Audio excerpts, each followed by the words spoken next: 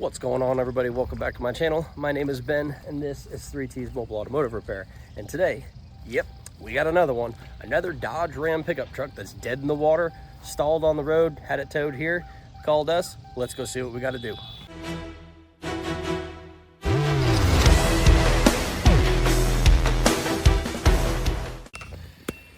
All right, y'all, check it out.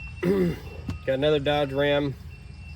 Don't know what year this one is. It'll pop up here in a second, probably, possibly.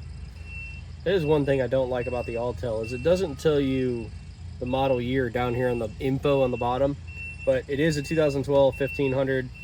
I believe it's a 5.7.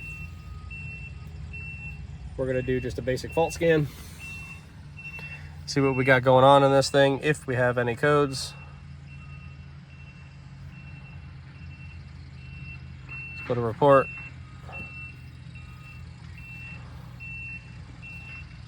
Engine oil pressure circuit.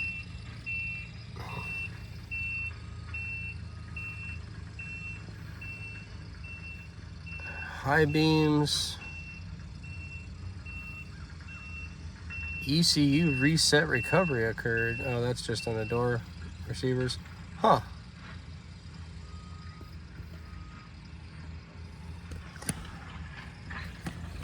I don't have a ton to go off of here except for maybe that oil pressure circuit, because that's an active code. My high beams are active codes, which I don't really care about at the moment. Excuse me. But it's definitely a crank no start. So yeah, the only code that's active is our oil pressure. I don't know if that'll inhibit this thing from starting or not. I don't think it will. Granted, I've never had that issue before. These are known for crappy oil pressure sending units, but I don't think that'll inhibit the start of the vehicle. We're gonna go look at some live data real quick, and we'll see if we can get some RPM.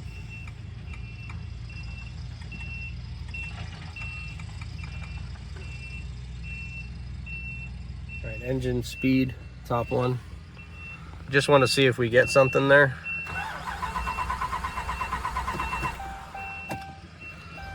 Okay, looks like we do.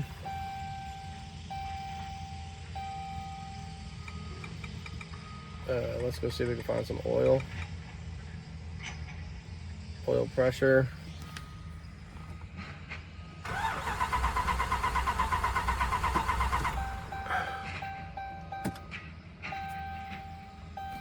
Oil pressure's not changing, but it is stuck up at 5 volts. So again, I don't know if that'll cause a problem, but let's go unplug the oil pressure sensor and see if our 5 volts changes in the scanner. I don't know if it's a, you know, pull up, pull down style circuit or whatever. That was the parking brake. That's the, all right, let's go see what we got. Otherwise, we're gonna do good old-fashioned spray and see if we can get some fire out of it, but I really don't want to do that. I don't know. Oh.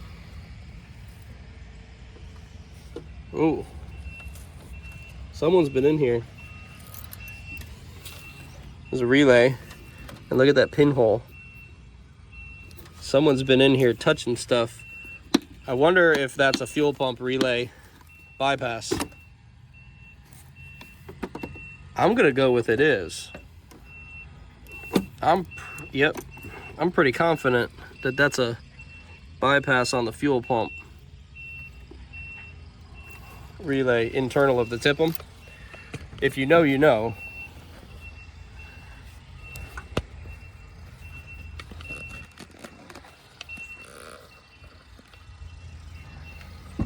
That could be why it's not setting any codes for a fuel pump circuit. Oh. Can I have my fuse? Oh yeah, look at that. I don't know if you can see it, but it's got a burn mark in that fuse. Can't tell if it's blown. It's definitely burned. Oh yeah, it's melted through the back. let's go grab a fuse real quick and see what happens. So, yeah, fun stuff. Go get a fuse. 20 amp, it was in there. I can assume that that's correct. I have no idea.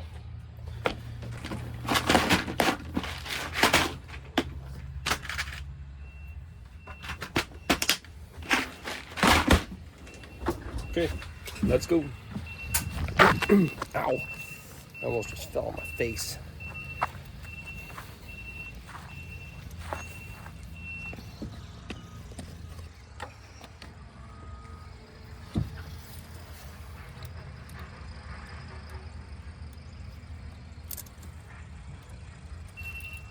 I just heard. Oh, it's just plastic. Okay. Jeez Louise. I thought I heard arcing. It's just this piece of old electrical tape. But I did hear a relay click as I did that. So let's go see. Maybe we'll get lucky and it's just a fuse. But that means that fuse blew for a reason.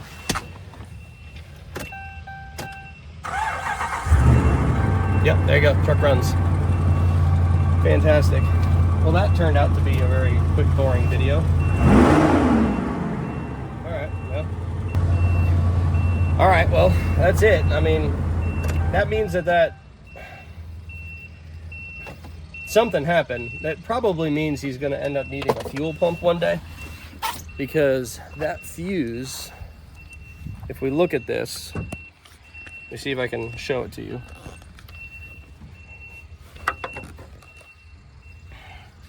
So this is a main battery feed.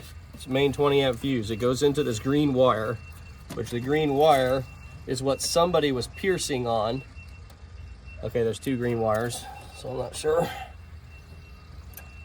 But that should, they're the bigger wires on the relay, so that's gonna be our load side. So that's gonna be going back to our pump. So either A, someone did a bad job on a wiring, there's the possibility of some type of wiring being cut or broken inside the system, or this thing's got a bad pump eventually, meaning that it's overamping at times and everything. I could do an amp draw test on it. Let's do it just for fun, right? Let's try to make a video a little bit longer here. I don't know how many amps that fuel pump should draw, but we grab this little guy right here. It's just an inline little amp clamp. We set it on a 20 amp scale, I think.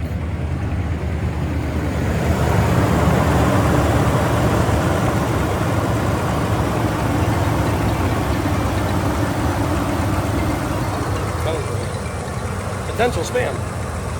All right, so we're running about, if I'm reading this right, it's about 10 amps. So we'll let that sit for a minute. Let's grab the tablet and just see, because I don't know what a fuel pump should run amperage wise. I don't know that. I don't deal with that every single day. Some of you guys might know straight up out there and know that answer, but I don't. All right, we'll grab the tablet, just see if we can get a baseline on what that would be. I'm just gonna do a Google search. I'm not gonna get too super involved because I'm not getting paid for that. 2012 Dodge Ram fuel pump amp draw. 8 to 12 amps, full loaded.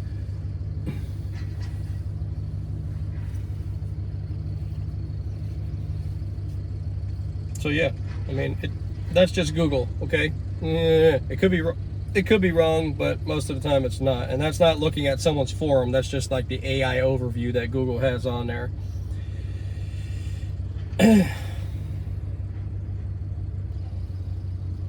Everything I see says that it should be around 10 amps. So I guess it's fine.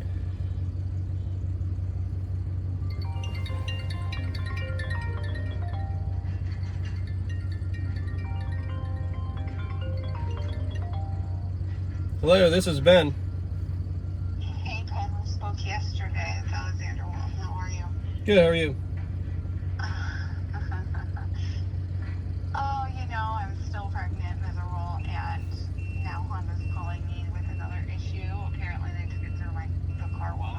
Mm-hmm. and my sunroof is leaking.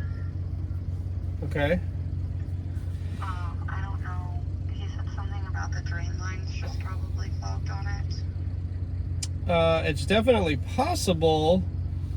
You were rear-ended though, right? And there was no reason for the body shop to touch that? No. He's like, this is not related to the accident. I just wanted to let you know that that happened because it was flooding the front end of the inside of my van. I gotcha. Yeah, when do you get to pick this thing up? Well, it's on its way to Joe Hudson's right now to try to fix the paint color because they screwed that up. All right. Well, once you get it back, just let us know, and I'll swing by and take a look at those drain lines on there. Just make sure you let Hudson's know. Don't leave it parked outside because obviously now your sunroof is leaking. It rains. Yeah. Yeah. Okay. All right. All right. I wish I could give you more, but until I see it, that's about where we're at. I know. Well, Honda's like, we're going to charge you $200 to figure out what's even wrong with it. Yeah, that. I'm like, are you freaking kidding me? Like, I'm not. I can't. Would be like, I'm way too pregnant for this. I am too pregnant for this. I literally could have a meltdown right now. That's why you called us, to calm down. I see how it is. No, yeah, and hopefully that's something that you can help me with. Yeah, we can help you with that. That's not a problem. Okay, alright. All right. I'll call you when I have it. When I have my van back, I'll give you a ring. All right, sounds good. I'll talk to you later. Thanks, Ben. Bye. You're welcome. Bye. Poor lady. She's insanely pregnant. Like 5 or 6 days overdue. She got rear-ended a couple weeks back. Honda's had the car. Body shop had the car. The paint's all messed up. They took it through a car wash, and now her sunroof is leaking. And now they're telling her, well, you need a timing belt. Like, just fix the car from the accident first, people. Like, come on. All right. All right, well, I'm leaving it there. Fuel pump's drawing 10 amps right now. It seems to be about average on what this pump should run, I assume. The original fuse, I believe, was a 20 amp, and they have a 20 amp in there. So, unfortunately, that fuse will blow again. And someone's been in there piercing wires, so they probably shouldn't have ever done that. That, I don't think, could be a problem. But, I don't know. Either way, it's quite possible that this fuel pump's going to end up failing later, and we'll get a call back on that. But as of right now, I have no reason to tell him that he needs a fuel pump. So we're going to leave it at that. It's running. I know the dash has to come out of this thing. He's got an AC leak, and maybe he'll actually fix that soon because he declined that job last year. But he's paying for the diagnosis time. So anyway, that's it. I'm out. I'll see you guys later. Thanks for watching. I'll see you on the next job.